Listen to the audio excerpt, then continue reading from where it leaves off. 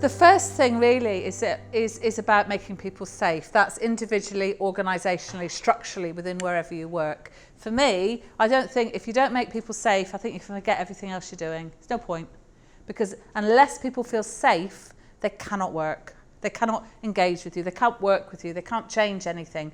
Because being unsafe will keep all the other structures that are happening for them, like their emotional dysregulation, their failure to engage, not failure to engage, their inability to trust you because you're not being trustworthy enough for them, will actually mean that they can't move forward. They'll come in and out of your service. They'll stay inconsistent because you don't feel safe enough for them.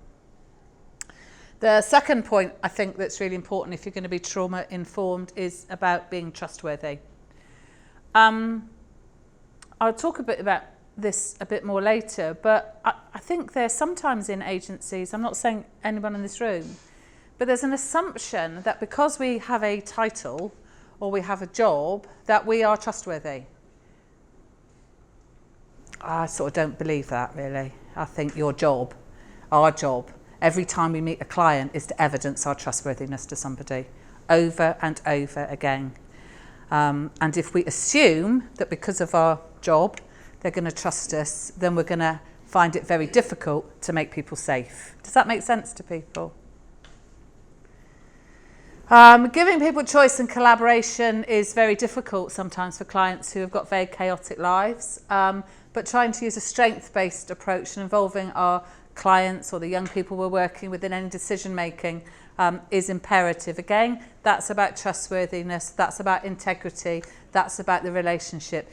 The thing that's gone wrong for people with trauma is relationships. Somewhere they've been let down in relationships. The way to heal people is through relationships, and you might be that relationship that is going to help that person heal. Being connected. I'll put this one in. And we live in communities that are very disparate. We live in society that is not very connected. We've seen services that help people connect, cut and cut and cut. So youth centres, after-school art clubs, drama clubs, the things that used to happen in communities that encourage children not only to connect healthily with each other, but to connect with adults who were safe for them, have gone. And we somehow have to put some of that connectedness back in.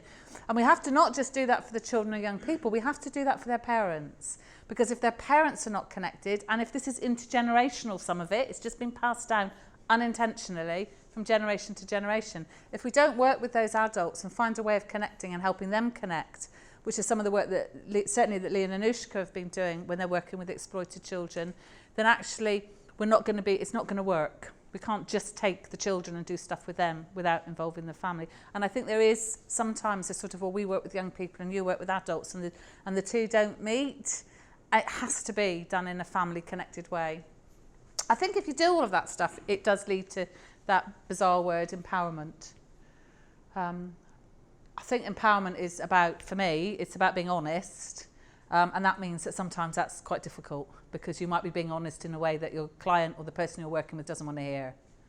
But by just colluding with someone and going along with someone isn't empowerment.